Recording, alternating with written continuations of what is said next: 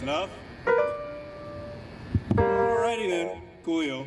Hey everybody, thanks for being so patient. I'm Troy Track Select. This is the select few sessions where you are one of the select few.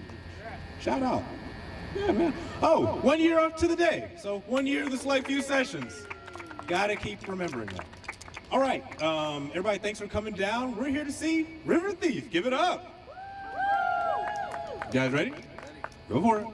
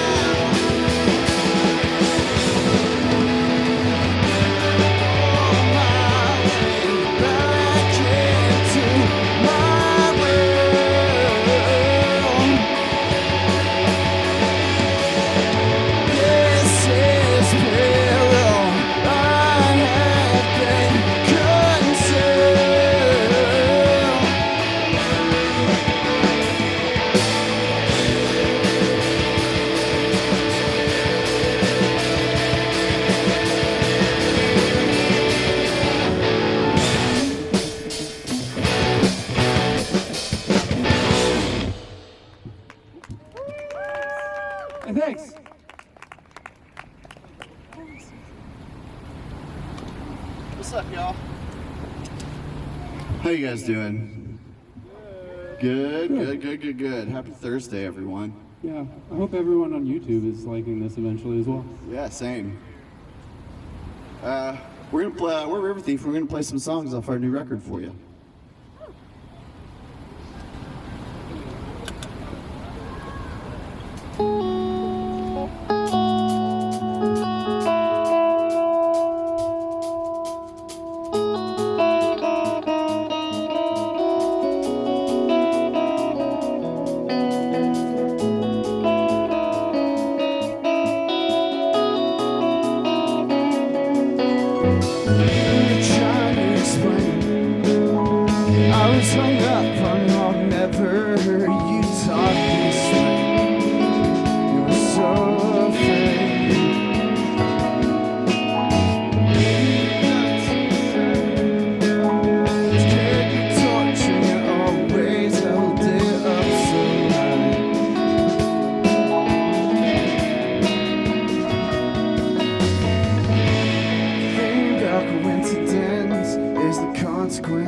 Coincidentally out of our hands. Sooner that you get that, the better.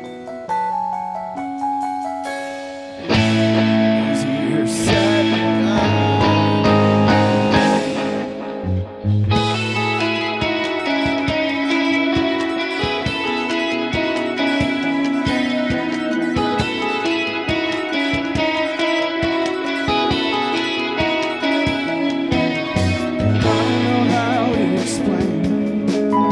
as hard as I try, I can't quite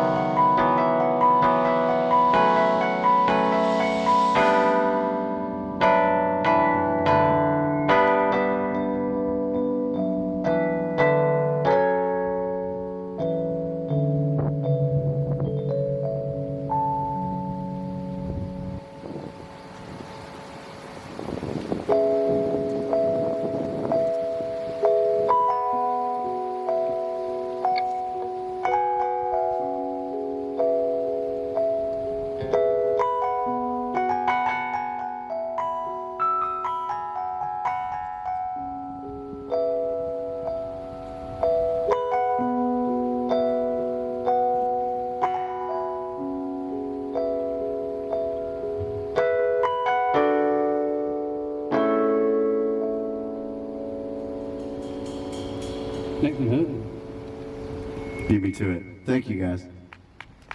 This one's called In the Smoke.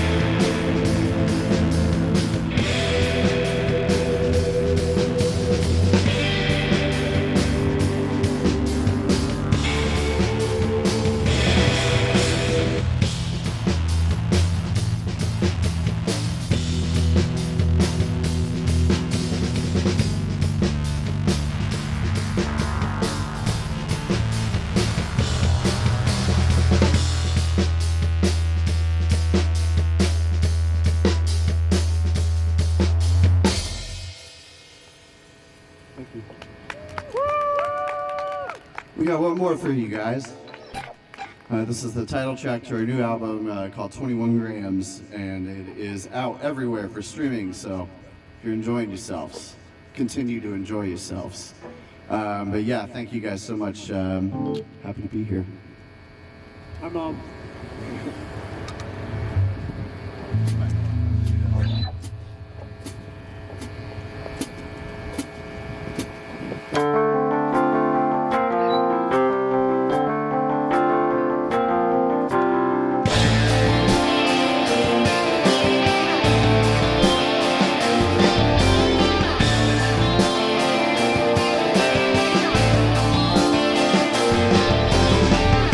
Growing tall with the rain dripping off your branches. Afraid of the thunder and the wreckage.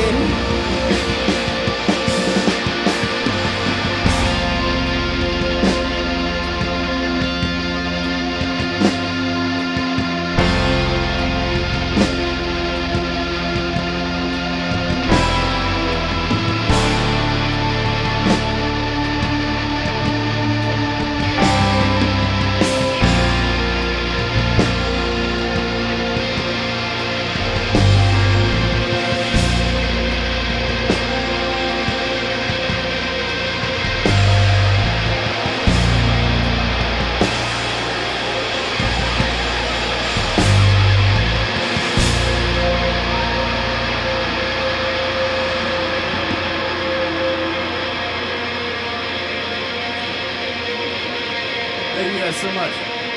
Thanks to Troy for having us on. Yeah, we appreciate it. Thanks, guys. Okay. All right, cool. Give me like 10 minutes to set up for the interview portion, and we'll get moving. Thanks again.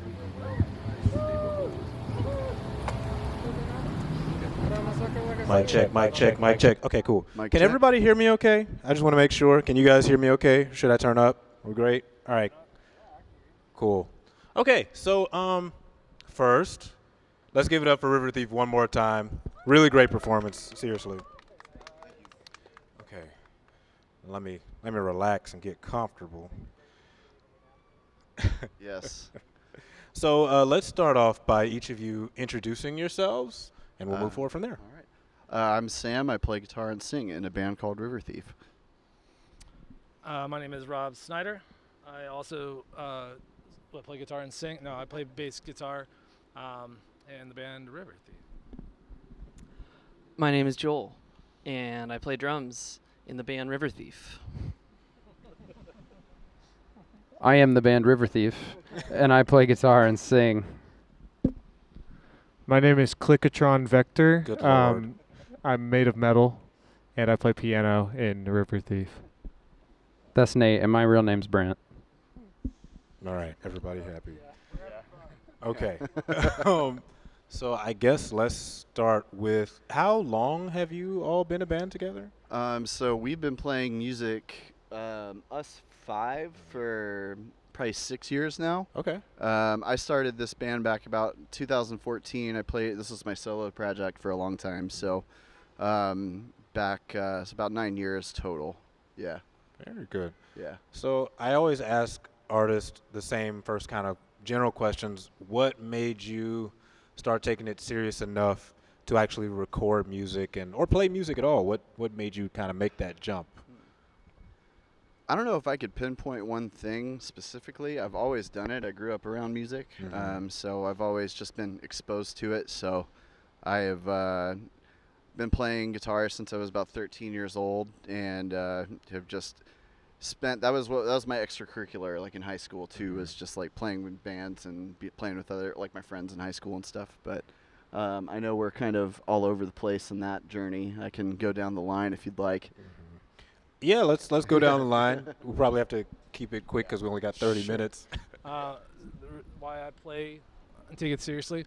Started playing piano when I was very young, but then continued playing music, and I think it was just out of necessity.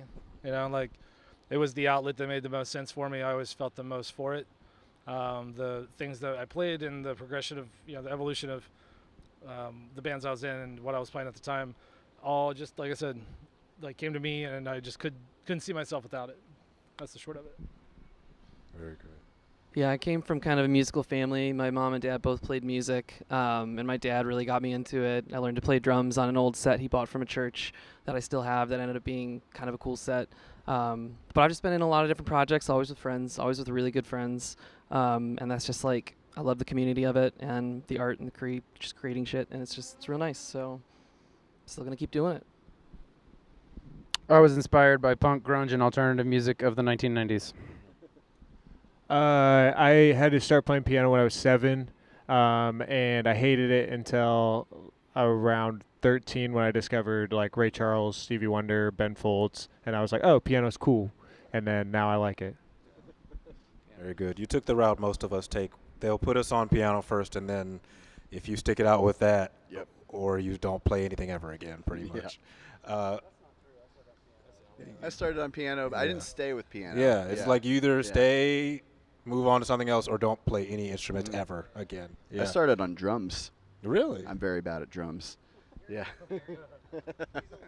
I'm a little bad at drums. Drums are a difficult instrument. Most people don't play guitar and then play drums, or some other instrument and then play drums. It's generally like my main focus is drums, and that's what I'm doing. It's too much going on, too much limb separation that you have to learn. Anyway, Okay, so I think I'd like to jump into this project that you guys released. So let's start off with the title of the album. I know that it's called 20 Grams. Now, wasn't that from some experiment in 1900s? So it's based off the theory that when you die, there is 21 grams of an unknown substance that leaves your body, and a lot of people believe that's the soul. Yeah. So this whole album is about my father who passed from cancer a few years ago. So it's really all about us trying to, or at least me with the addition of all these guys helping me get through it, and like my family just trying to figure out how to live without our dad and figure out what life looked like after that. So this was kind of my process of grief, and then also my way to at least somewhat understand all the things that had happened over that few years. Now, what made you comfortable enough to actually get to the point of let me put out an album about it? Because I know things like that take time for sure. It took us 5 years. Yeah. We took a really long, well, it was 5 years. We had 2 years of COVID stopping us. So, I mean, it definitely took longer than it probably would have other ways, but I'm glad that it took the time that it took, because I think we made something really special. Yeah. Mm-hmm. Now, do you guys have a typical process for how you write your music, and did that change when it came to this album?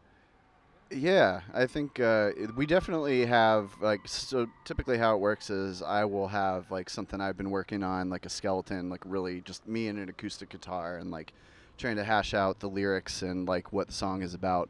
And then once I kind of have that figured out, or at least I have like a part of it figured out, then I'll bring it into the room, or like I have enough to bring into the room, then I'll start filling in the blanks. And I don't really give these guys a whole lot of direction. I just kind of let them run with whatever they're feeling.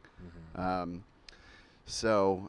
that's mostly how we do it. You want to say something?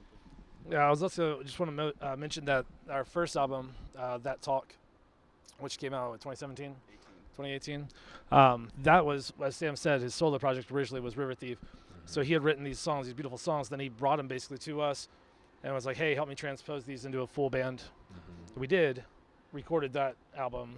Years later we do this one, and this one, as he said, he came to us and was like, I want you guys input on this, so just here's my thoughts, and he'd come in all stoked every week at practice with like some new riff, something new. He's like, hey, let's run with this, let's jam on this.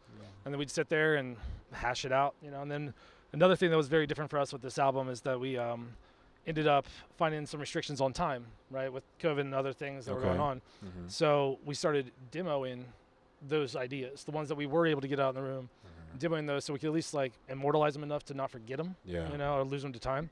And so that actually brought a very unique approach to, in my opinion, to structuring some of the songs, because it was like we would put space between writing the A section, the B section, not intentionally, but it would just kind of happen that way. But I think we found a cohesive way of actually molding all of the songs together. Very good. So I'm always interested in how different members of a band will come up with their portion. So I guess I'll ask Joel, being a drummer, I always feel like that's a different area to put your input on something, because you can really change how a song feels. So what determines how you play your instrument when writing? Yeah, it kind of really is based on the context of like the song and the structure. Like for a lot of this album, like a good handful of songs, when it was during COVID, we stopped practicing for a while, and then as we were starting to like trickle back into doing stuff, me and Sam just would get together, just the two of us, and like in his apartment, and just record on his laptop and just track a lot of stuff like just MIDI and on the computer. So like I would write some of the drum tracks just like with a mouse, which was like kind of weird, but it was kind of a nice way to come up with things that I wasn't like sure if I was comfortable playing this thing, but I knew I could, and it kind of challenged me. But other than that, it's a lot of just it feels very jammy, like he'll have something pretty structured, and then we'll just try a bunch of stuff and see what sticks. They'll provide a lot of input. They'll do the classic, like, why don't you do like a, like a cymbal, like, like, and just like, talk about that for a while, which is, and I'm, you get good at translating that as a drummer. You're like, I think I know what you mean. Let me, but, a little of this, little of that. So lots of experimentation. Very good. So I guess I'll jump in. Well, actually, I'm always curious, the picture the album cover. Where is that, or what is that? It looks like a little house, but it's not a house. Okay, It's a so that little house, my dad built that for my little sister when she was a kid to be like her little playhouse. Oh.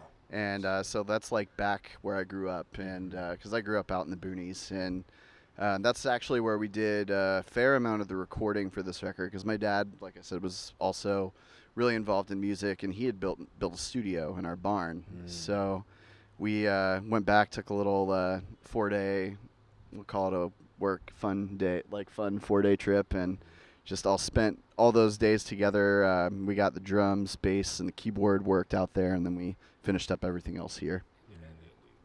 Oh, and the ending, yeah. Oh, and D&D. We did play a lot of D&D during recording the album, and Nate had actually come up with a whole campaign for us, like a really short one, so that we could do it after we'd done recording for the day. And we would just stay up every night until like 1 or 2 in the morning playing that, and it was a lot of fun. That's sweet. We're a bunch of nerds. Yeah, it is. Yeah. I think I still want to, at some point, do a D&D campaign. You do. Yeah. You do. I enjoy Yeah. it. I just haven't had a shot. We'll talk after. It's like some of the most fun you will ever have with your friends. It's ridiculous. I've never laughed harder, I don't think, playing D&D. We'll see. We'll Yeah. see. Okay. Now, there are several songs on here that interest me, but I noticed that you called your father like a tree in several of the songs. Like you might have called him Willow. Yeah. So why a tree? So the last 4 songs on the record are kind of meant to be like one section of the album, and all of those songs are about my niece Willow. She was born right as my dad had gotten sick and was like nearing the end of his life. So we kind of realized that she was like our bridge to normalcy, and so I just wanted to commemorate that with her, because like I know she doesn't understand it right now, but one day when she's older and maybe going through something similar, she'll be able to go back to that. Yeah. Now you mentioned a bridge. There is a point on the album where you say like something about this form is only this bridge. shape here. Hey, wait, I've almost caught up to you. This shape is only a passage through. Yes. That's yes. my favorite line that Sam wrote for this whole album. Yeah, it stuck Thank out you. to me a lot. I thought it was a really beautiful line. Do you Thank kind you. of see this period of life as just a transition period to the eternal? I don't know if it's the eternal, but it is a transition because it's so temporary. Yeah. And you don't really realize how temporary it can actually be until you have somebody close to you that gets hit with this train wreck diagnosis that like he was fine, he took care of himself, he was healthy, and then all of a sudden his back hurt a little bit, and then he went and got an MRI, and they're like, there's a tumor. So, and like I remember being at work that day and then having to like basically I was managing a escape room at the time. And my mom called me. She was like, "Hey, we're at the hospital. I need you to get here," because my family still lives back in Richmond, where I'm from. Virginia? Indiana. Okay, just Yeah. checking to be sure. Yeah. But yeah, like I still remember that day. Like it was snowing, and like I was sitting in the lobby with my mom for about 3 hours, just playing Breath of the Wild on my Switch, just trying to pass the time, and I don't know, not trying to keep my mom feeling okay, because she was not doing okay, and yeah, that's definitely, I think, a huge part of this album, and like just recognizing that the time that we have here is so temporary, and we need to make the best of the time that we do have, and we do that with our friends and our family. So, Is that the story of 70, essentially? 70 is the story of when he actually died. So that was the day that my mom called me. It was like 8:30 in the morning or something, and she just said he's gone, and I got in my car and drove home, and it was just that drive is the longest drive of my life. And like I don't know if you've ever driven to Richmond from here, but it's a boring drive too, so you have nothing but time to think and just ruminate Yeah. on that. Yeah. Sure. Oh, Yeah. great. Just going off your last question, Troy, I do personally believe that this shape is a step coming from and going back to the eternal.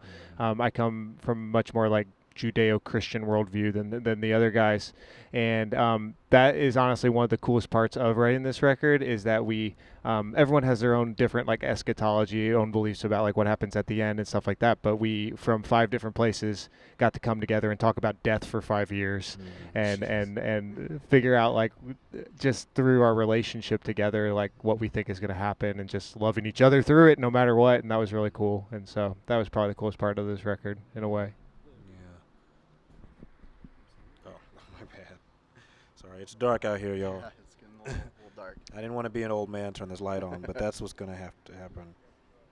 It's all right. Yeah. So, now there's a song on there called Milk House, and it's the only track on there that's not a traditional song in the sense of someone is singing. There's a poem. Shout out to Fred Miller. Yeah, shout out to Fred Miller, absolutely. Someone is reciting a poem. So why did you guys decide to make that? Kind of the idea was, well, Nate had written Milk House as like a piece to come out of the song before it on the record. Okay. So it was always meant to be this kind of interlude, but I don't know if you guys have watched Ted Lasso or like there's like so there's just like one moment in the second season where it kind of zooms in on this like older couple who has been a fan of this football club for however long, but it's just their story right at the moment, because like I only involve people in this record outside of the band that have either lost a parent themselves or have had some kind of relationship with my dad. So Rob Funkhauser, another shout out. Yeah, he played his really cool glass harp on a couple of songs. Yeah. He and I grew up together, and he was really close with my dad. So. Okay. But yeah, we wanted to just like tell another little micro story inside of that, because it is about like losing. I think it is about lose. I don't want to try to interpret what Fred was trying to say, but I always took it as like kind of that segue between it and something ends so something else can begin, and that's kind of where it sits on the album, I feel like. Yeah. Mm-hmm. Also, just want to make a quick note there that, as Sam said, it was like an interlude, so it was like meant to make the one song move into the following song.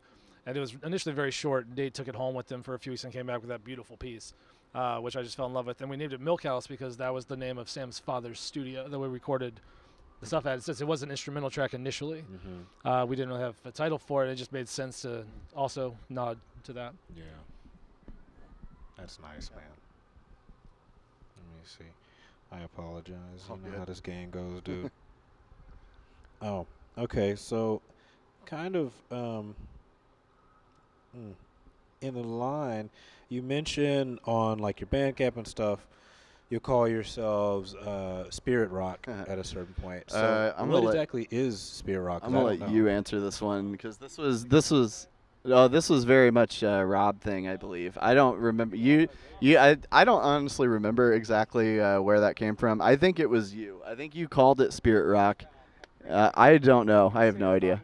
That sounds like something Josh would say. It does. It does. I honestly couldn't tell you. I don't remember exactly. But I think the music that we make is ethereal in nature in a lot of the songs, and I think that's probably where it comes from. Yeah, heavy in content as well. Mm-hmm. Yeah. There's one more that I actually. There's some times where you feel guilty. Yeah. And I think you said kind of not having to worry anymore. So why were you feeling guilty about that? It was you're talking about In the Smoke. That song was born out of survivor's guilt, I think, in a way, because. I mean, I had my own health problems as a kid, and like I almost didn't make it at one point, but I just couldn't understand why after all of that, my dad could do everything right, and then just still that would happen. So it's just like, how come he didn't make it, but I did? And it's what? Oh, I thought you said something. Anyway, yeah, I think I just needed to get that out and like understand, like verbalizing and writing songs is how I process my emotions as well. So like, it's that was kind of verbalizing it helped me get it out of my system essentially. Yeah. Now, I guess I don't know if every single record is as personal to you as this one is, but is it always gonna be kind of you have some idea and then the band comes in, or does it sometimes start with someone else and they would just want to do something, or? We are kind of moving into that territory now, because truth be told, I don't want to do something this personal again for a little while. Understandably 'Cause so. it was a long 5 years, and it was a long time to sit with all of that and try to root through it and figure it out and try to make some sense of it. But yeah, we do have we are kind of in the throes of getting ready to start creating some new stuff. So no timeline on that, obviously, but we are very, very. Oh, Brent. Sorry, I just wanted to touch on when we were kind of finishing the songs and the idea of were there enough and has everything that needs to be said been said and things of that nature. And I think one of the cool things for us as friends during this process was letting Sam know and when it was okay for it to be over, and saying, hey, like we can put these songs out. You don't have to stop writing songs about your dad, And so I think that like that sort of grief we kind of took a little bit away just by allowing him to not grieve constantly, So I that was one of the cool things for us, and I think as far as like writing stuff that's not as heavy, another reason like almost giving permission in a way to Sam to go, hey, let's write some fun music, Make it fun again. I think it's like transitioning well. I don't know if we want to drop what we're gonna conceptually write about yet, but I definitely know the way we write is shifting from Sam bringing everything to the last record. Like there were parts where we were like, we want this last part of the song to sound like Faith by Bon Iver, and so we just brainstorm on that and work together. And then this like new stuff that we're working on, Rob walked over to the synth the other day and reached over the back of it and just played this funky little synth line. It was like bow bow bow bow, and so then I played some on top of that and we just grooved for a while, and I feel like that's very different and write music in an organic way that we haven't done before, less formulaic, but it's yielding some pretty cool results in the room so far, so we'll see what happens. I'll drop a little note on that too real quick. I think it's been cool to see how when we first started coming together, like it's a group of musicians, some of us have played with each other different times, some of us hadn't, and I hadn't, and like it was kind of not hard in a bad way or negative, but it was hard to like learn how to write with each other, how to listen to each other, how to vibe with each other. Like we were naturally pretty okay at it, but like it was a process, and I feel like we've started kind of just writing a few new things already, and I feel like in that process I feel personally like we've been leaning more into that energy of like feeling comfortable with each other, feeling like we have a lot of trust in each other, and we've just like learned how to write together as like a skill as a band, because with every different group of people, some people might be more naturally inclined or gravitate towards each other, but it's a process and it's different every time. So it's been cool to see that growth, I think, in us. I want to finish off this loaf of bread real quick. So speaking of like us learning how to speak to each other, learning how to talk and listen. When Joel first came to the band was when we, before COVID, when we started writing stuff for this album, and the song "In the Smoke," the beginning of that song was one of the first things that we wrote. Just like when they drop in my bass, the voodoo, whatever. That's like all we had though. COVID happened. We had some of the other stuff like Garden and whatnot, but like COVID happened, and then we worked on everything else. And "In the Smoke" ended up being one of like the last songs that I think we finalized. But at that point, we were just kind of like, "Where's the song going?" And by that point, we could say, "What about this? What about this?" And we all knew what the other person was trying to get at. We could interpret each other. We learned how to speak over those 5 years. Like you said, we just learned to. I think we all kind of fell in love with each other a lot more. Got really pissed off at each other a lot more. But that's what happens, right? But I think that the organic processes that we see coming out already, like you said, we're jamming, like Brent or even Joel just like plays something right after we get set up, and then the next person, they finish getting set up, and then they start adding to it, and then the next person starts adding to it. We're like, why aren't we recording this? And so I'm very excited to see what happens with that. Yeah. And I guess to cap it off, No, this next set of songs, whatever we do next, whether it's an EP or a record, I think all of us, like the band has become bigger than just my solo project now. It's all of us. It's not just me anymore. So I want the music to start reflecting that better, and that's kind of the direction we're headed. Cool, man. I always give the crowd at the last little bit an opportunity to ask a question if they want to ask a question. I'm not forcing nobody, and I'm not going to say none of your names even though I know all of them. But but I'll give you guys a shot if you want to ask a question. All right. Doesn't look like it. Cool. Oh. Ooh, dream What's show. the dream show? I am quite the dreamer. I don't know. I mean, I would love to play Gamebridge over there. That would be pretty sick. I definitely want to play, like, I would love to play some bigger stages, and like we love playing the Hi-Fi. We love playing Black Circle. A lot of the main venues in town are places that we. What's up? It's just like Dream Show. Oh yeah, Dream Show. But yeah, Gamebridge would be super amazing. I'm just trying to imagine that right now. The International Space Station. The International Space Station, yeah. Nathan's got one, buddy. You got one? So curtain goes up, right, and we're standing on a cloud, and then a dragon flies by, and then it turns and it's my dad's face on the dragon, Big dream and so then show. that's really weird, and so I gotta like reckon with that, and then money starts falling everywhere. But then you pick it up and, oh, it's the wrong denomination. I can't spend this. Bummer. And that's my dream show. Thank you. Very much dream show. That's literally the dream you had last night about the show. I'm not salty about this anymore, but I was salty about it for a long time. But Rob and I used to play in a band together called Post-War Era, and we were going to do our release show at the Vogue, and that got canceled the week of.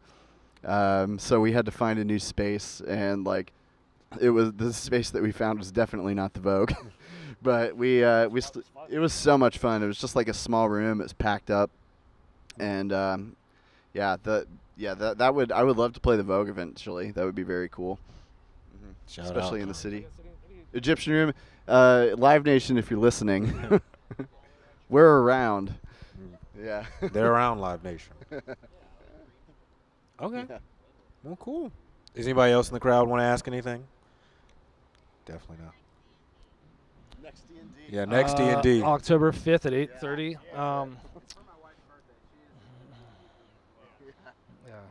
I have one question.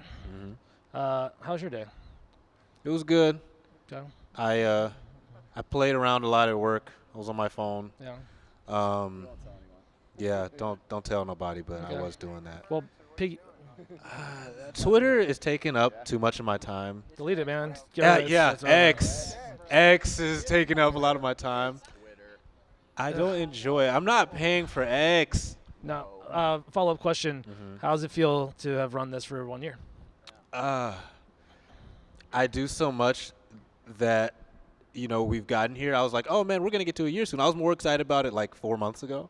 And now I'm here today, and it feels just like another day. I have Feels so like a many other birthday. plans. It feels like a birthday. Yeah, I have so many other plans for Troy Track Select stuff and the Select Few sessions that are coming up.